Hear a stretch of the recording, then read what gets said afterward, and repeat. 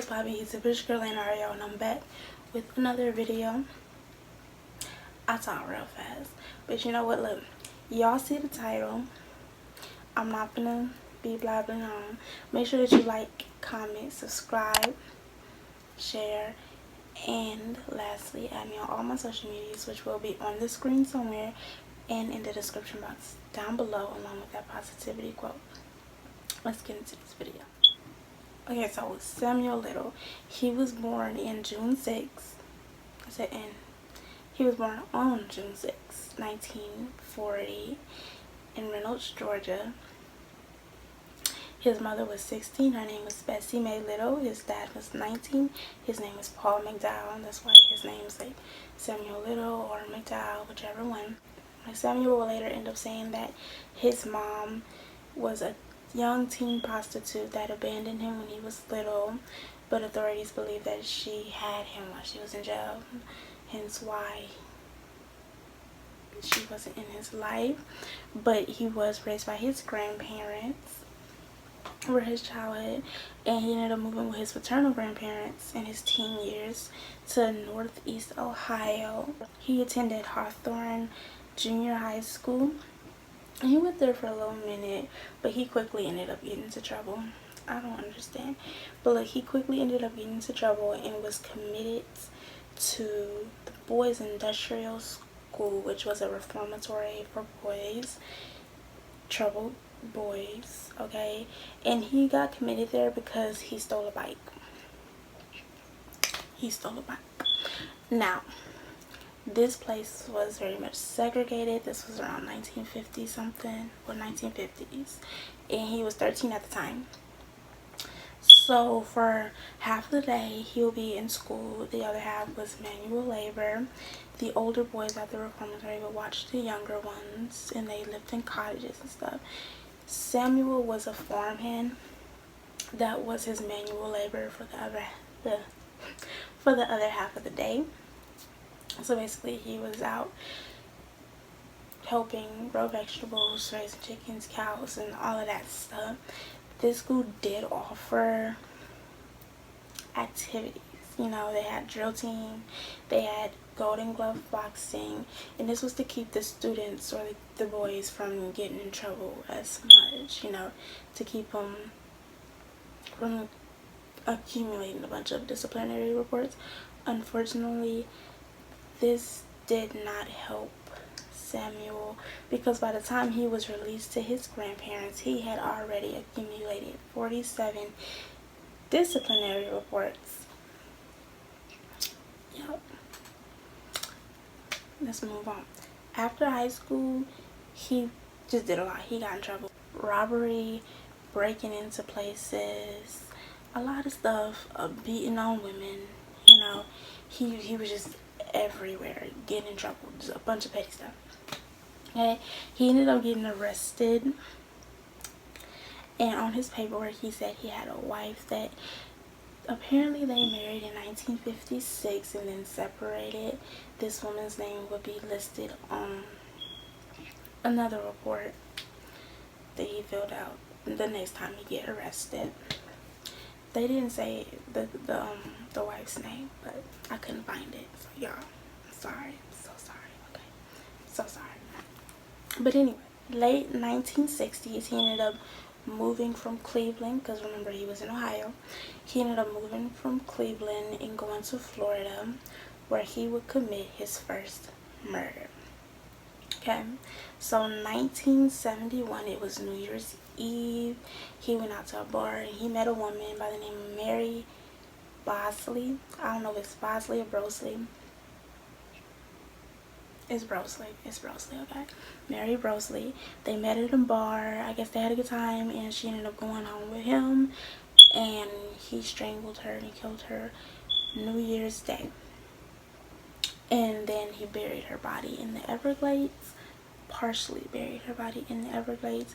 What he would later say is because the ground was too hard, so he never buried his victims completely when he was in Florida.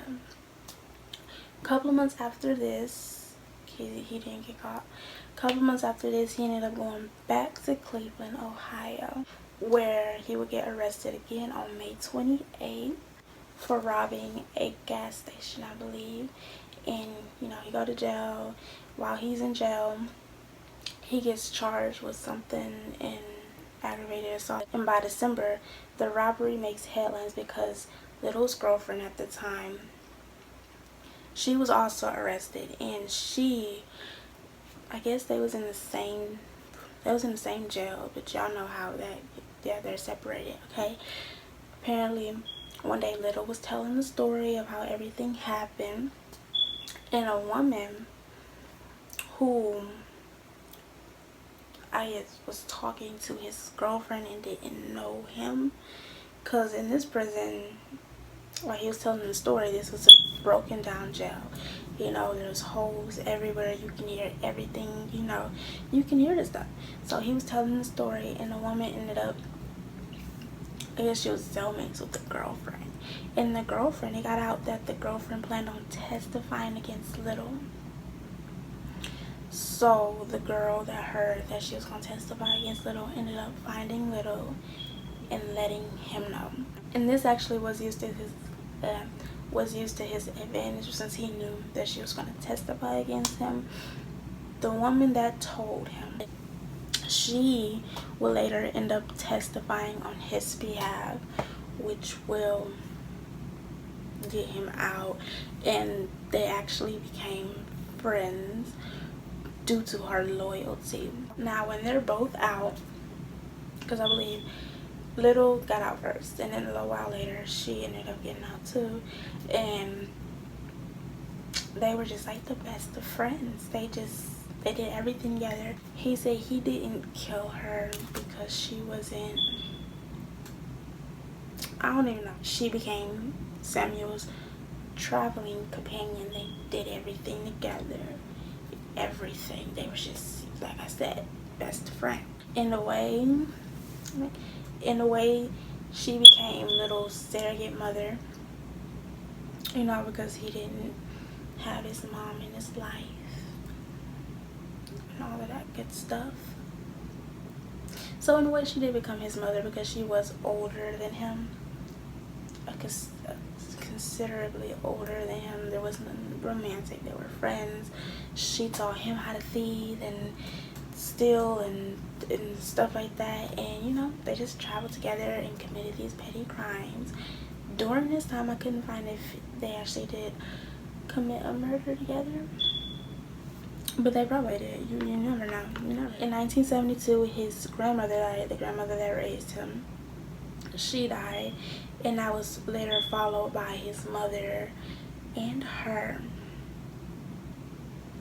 who died in Los Angeles in 1988. And this is when his killing spree started back up again. Now y'all, Little killed so many people. He had 93, maybe more victims. Y'all, I'll put like a chart up, and for a little bit I'm gonna put a chart up so y'all can see. So his first victim, as y'all know, was Mary Bosley. Then there was a victim named Mary Ann in Miami, Florida, 1972.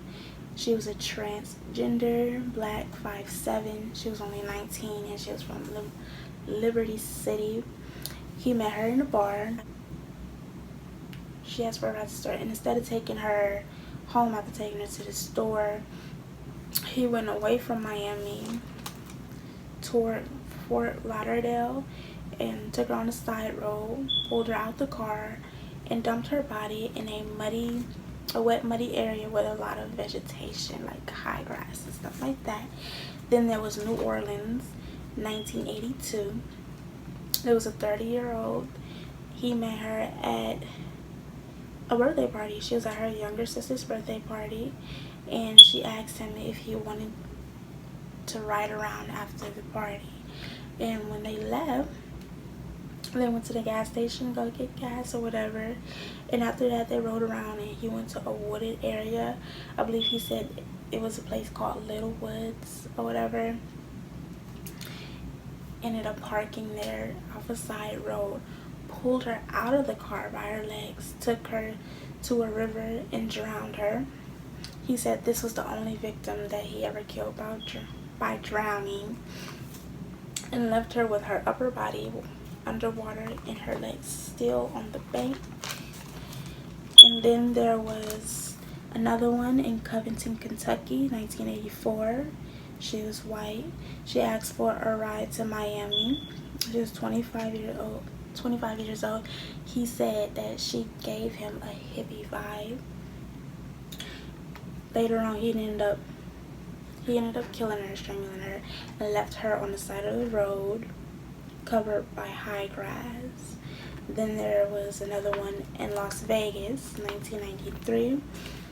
She was around 40, dark-skinned, had a kid who was around 19 or 20, and she was a prostitute. I guess her son was working with her. And he ended up giving her a ride somewhere, killed her, dropped her body down a sloped road. You know how you on a road and then you have like the sides where it's like grass.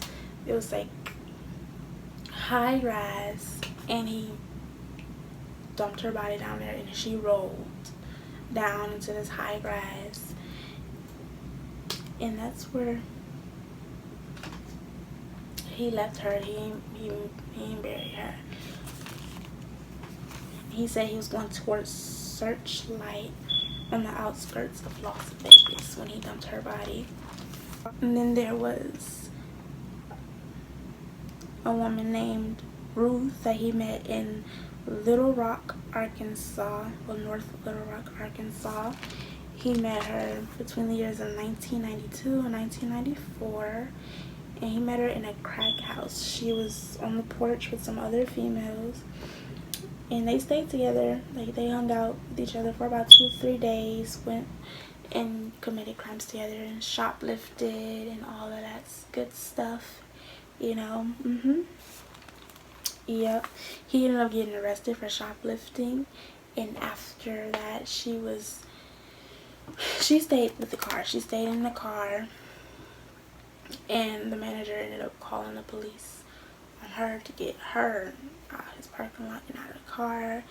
And something happened where they ended up releasing Little, and her and him ended up getting back together, and he ended up killing her.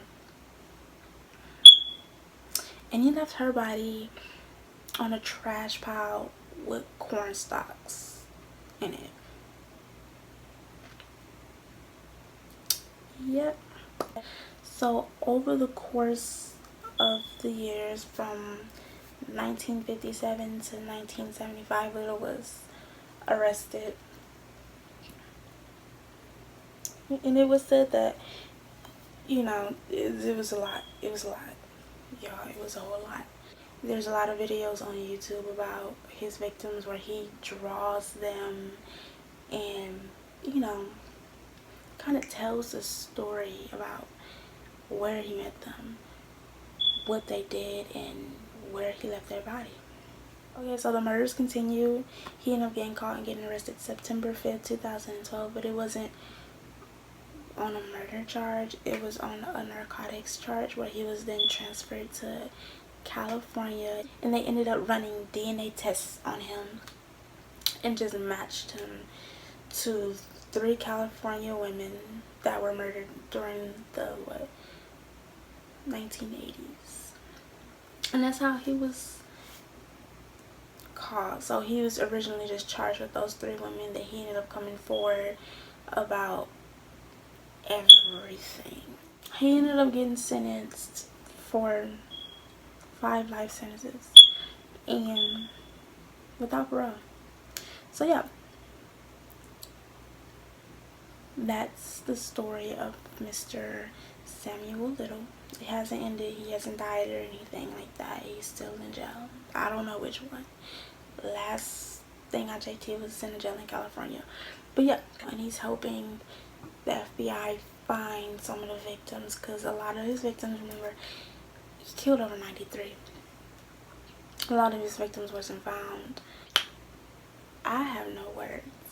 I don't see how this man didn't get the death penalty, but I guess it's because he helped he's helping them find the bodies, I guess. I don't know, but I don't know, maybe that's why, so yeah, that's the end of the story. Make sure that you like, comment, subscribe, share. Lastly, add me on all my social medias, which will be on the screen somewhere and in the description box down below with that positivity quote. And I will see you all next time. Peace.